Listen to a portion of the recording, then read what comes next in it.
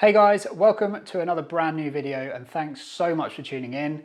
In today's video, I'm going to be giving you 8 incredibly easy to use habits that you can put into practice right away to start saving money on your daily expenses. Now don't worry, none of these tips are going to require that you dramatically change your lifestyle and live off of a diet of rice and beans. I promise that they're all really practical things that you can put into practice straight away in your own life so that you can start building up those savings and eventually buy that Lamborghini you've always wanted. If that sounds good to you, let me know by hitting the like button, and if you want to see more videos on all things related to personal finance, investing and entrepreneurship, go ahead and subscribe to the channel, and also turn those notifications on by clicking the bell icon down below, and YouTube is then going to notify you as and when new videos are released. With that said, let's get into today's video. So the first tip that I want to give you is one that's close to everybody's heart, including mine, and that's coffee. Now don't panic, I'm not going to suggest that you stop drinking coffee. However, one thing that I've been doing for the last year or so now is avoiding buying coffee at coffee shops when I'm out and about. And I have to say that this alone has saved me a fortune over the last 12 months. Seriously, I used to buy a couple of cups of coffee every single day, and that would cost me about £4 or £5 a day.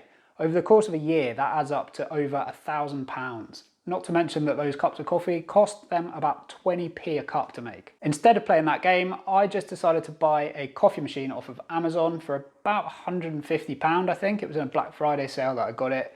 And now all I need to do is spend about £12 a month on a bag of coffee. Needless to say, this thing has paid for itself a few times over already, and I still get to enjoy delicious, fresh coffee every single day for a fraction of the price. Next up is loyalty cards. And what I mean by that is to make sure that you're signing up for as many loyalty or reward cards as you can get your hands on for things like restaurants, shops, coffee shops, and anything else that offers them. Remember that these places are always competing with one another for your custom, and so oftentimes the rewards that they can offer through these programs can be really quite tempting. These can range from giving you a certain amount of credit to use for every pound you spend in that establishment. They can give you set rewards when you reach a threshold, like a spending threshold. So say for example, when you spend £50, you get a voucher for 50% off your next meal, or a free starter or something like that. And also some restaurants even offer a set day of the week where they'll give their loyalty card holders a percentage off of their bill on that day. So for example, if you went to that restaurant on a Wednesday, you'd be given 20% off. It really can pay to sign up for these programs and claim the rewards. And that's especially true if these are places that you go to quite often anyway. Also, if you're planning to eat out, always do a quick Google search and just check if there's any vouchers or discount codes that you might be able to use and redeem against your meal. It's always worth having a look for these, and usually you can just do this on your smartphone really quickly, and within a couple of minutes you can have a discount code or a voucher to use against your meal. Now, third on the list is to buy in bulk wherever you can. Obviously, you can't do this for everything because you wouldn't want to buy something like 500 bananas at a time, but it is always a good idea to do this for things that you use frequently and that have a long shelf life. For example, I do this with things like toilet roll, deodorant, toothpaste, some canned foods, and other things that aren't going to expire anytime soon. Paying for these things individually is definitely not the way to go, because you'll end up paying a lot more per unit than you would if you bought them in bulk. And whilst doing this for one item on its own might not look like it's going to save you a ton of money, when you think about all of the various things you can do this for and add those savings up together, this can be a really good way of saving you some money. Now, next is to keep on top of which subscription services you're using. Last time I checked, I can only really watch one thing at a time. So if I'm really into watching something on Netflix, for example, I cannot simultaneously be watching something on Amazon Prime or Apple TV. Those are just a couple of examples, but if you have a think about which other subscription services you have, if you really think about it, you're probably not getting your money's worth out of all of them all of the time. For that reason, I would always recommend just using one subscription service at a time. So for example, if you're watching something on Netflix, don't pay for another subscription service at the same time. Just finish watching that series, and then if there's really nothing else you want to see on Netflix, cancel your subscription and then start another one somewhere else. Do always double check your subscription plan, but in most cases, flicking between service providers is not going to cause you any issues at all, because most of these providers offer you a 1-month rolling contract, which means that you're only ever tied in for 1 month at a time. Another tip that I've found to be really useful is doing food shopping later on in the evening. When it gets nearer to closing time, usually around 7 or 8 o'clock, most shops will mark down the price of any goods that they're not going to be able to sell the following day. And that is your opportunity to swoop in and grab yourself a bargain for dinner. Obviously, this does mean that you don't get to be too picky with your meal planning.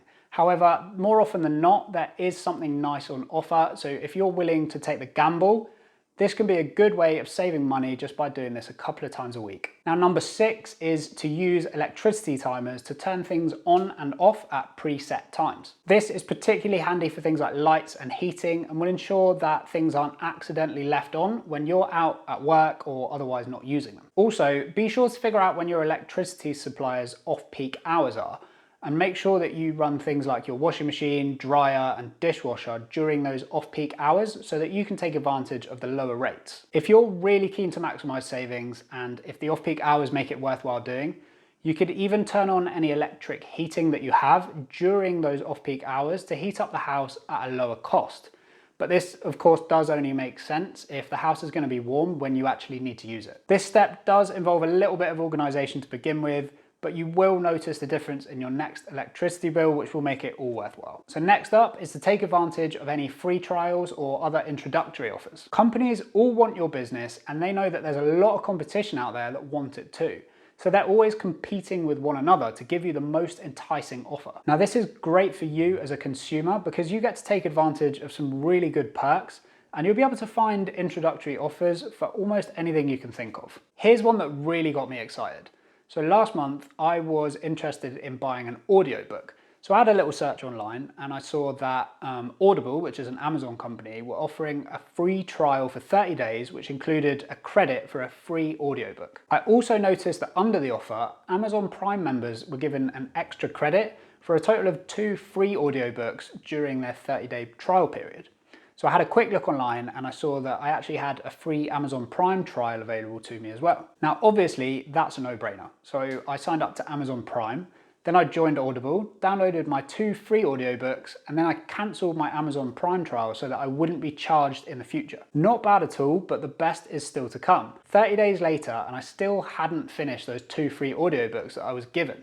So I decided that I would cancel my Audible subscription so that I wasn't charged for the following month. This way I can then just pick it up in the future whenever I decide that I need a new book. So I went to cancel and after clicking yes, I am sure a couple of times, I was offered another free audiobook credit if I would just keep my subscription going. So of course I agreed, took my free audio credit to choose and download my next book, and then I went back and finished cancelling my subscription. Honestly, I was so proud of that one that I couldn't wait to share it. But this isn't just limited to Amazon. Another great example, and one that can actually put a decent chunk of money in your pocket, is just by switching your bank account. Some banks will offer a cash bonus of sometimes up to a couple of £100 just for switching your bank account to them.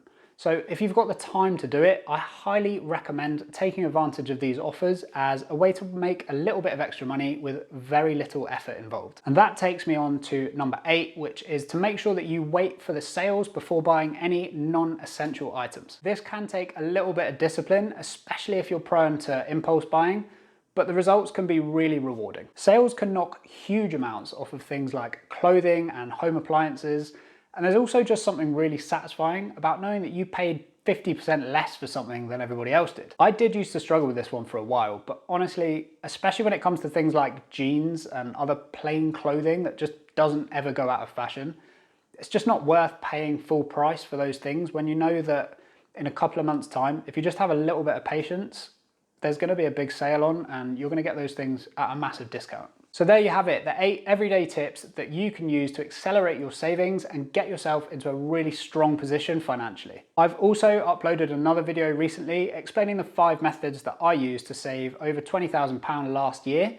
So I'll include a link to that video down in the description so that you can go and check it out. I really hope you learned something new here, and do feel free to leave me a comment down below and let me know which one of these money saving tips you thought was the best. Also, don't forget to give the video a thumbs up. It only takes a couple of seconds to do, but it really helps me out and it helps the channel to grow and reach more people too. I post a brand new video right here on the channel every single week. So if you want to be among the first to be notified when a new video drops, go ahead and hit the subscribe button and also turn those notifications on by clicking the bell icon down below, and YouTube is then going to take care of the rest for you. Thanks so much for watching, have an amazing day, and I will see you back here next time.